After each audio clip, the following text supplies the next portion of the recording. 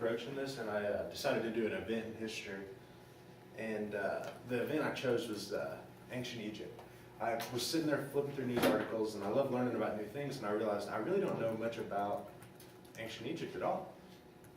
So what I've got is, what our society thinks of it is just pyramids, sphinx, all that kind of stuff. We've got movies like The Mummy. Our kids' educational shows are about Egypt. So this is just a little summary. I didn't realize Indiana Jones thing was Spanish. So you got your aliens lifting off the pyramids, you got The Mummy and stuff like that. But what I found so interesting about it was that their culture was so similar for so many thousands of years that it's easy to imagine King Tut giving the orders to build the pyramids, but those were over 1,000 years apart. This was my reaction. The Egyptologists break the history of Egypt into three main parts. The Old Kingdom is obviously the first kingdom, and that's kind of what was going on. And looking a little closer to that, I realized that the Sphinx closely resembles Shaq.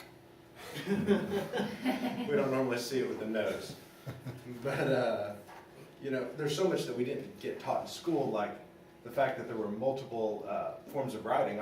Most of us are just familiar with hieroglyphics, but they also had Demotic, which was used in everything but sacred writings. So it's not like they were drawing like pictures to pass notes back and forth, which I found interesting. All ancient cultures have to have some kind of great resource to be as wealthy as Egypt was. What Egypt had was the Nile, and it provided extremely fertile soil for the Egyptians. It would flood the same time every year. It was very calm, and it was so calm that they could use a real simple form of irrigation known as basin irrigation, which they just flood basins, and that makes the crops so easy to grow, and they could have a great surplus with relatively little effort compared to other cultures. In the Old Kingdom, that's whenever we find the pyramids and the Sphinx, and that's when all these are built. And I thought this picture was really interesting. Let's see. Oh, okay. I was real ignorant on Egypt, and I just found it really interesting. You see the pyramids always, and I always thought they were relatively the same size as the Sphinx, but the Sphinx is right here. You can't hardly see it. And I found that real interesting when I was just Googling some pictures of it.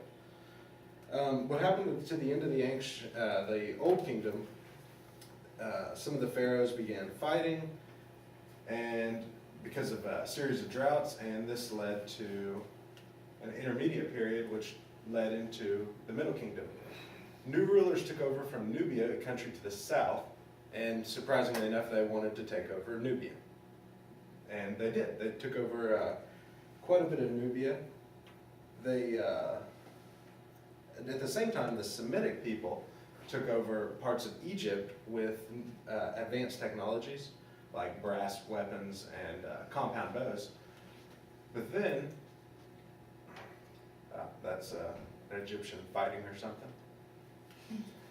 Then the Hyksos came in and they took over all of Egypt, but instead of destroying the culture, they loved the Egyptian culture because it was a pretty good place to live at that time.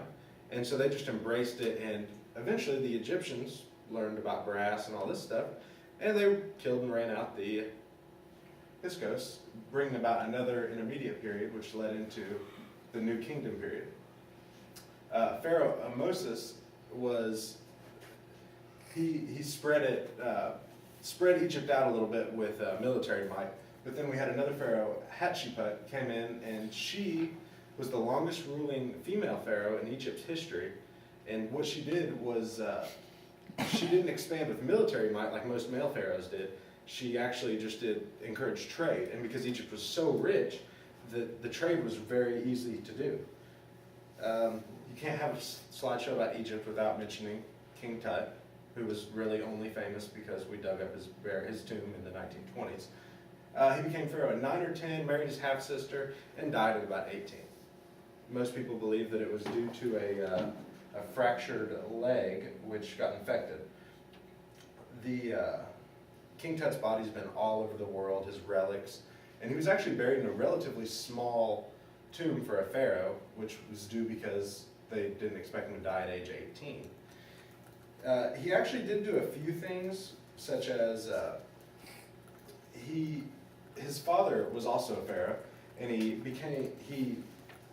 his father created the god Aten, and once King Tut took over, he put the god of Amun back into power and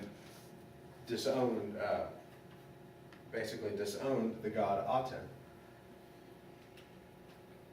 You always go out with a bang, and everybody likes fireworks, so I thought some pyramids with fireworks would be good. And what I found so interesting about Egypt was that the Old Kingdom was roughly 2686 BC, and the new one ended in 1077.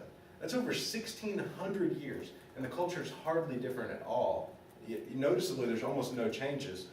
But if you think about what America has done in the last 200 years, the culture wouldn't even look relatively similar. And these people kept it 4 times longer, and I just found that very interesting. That's it.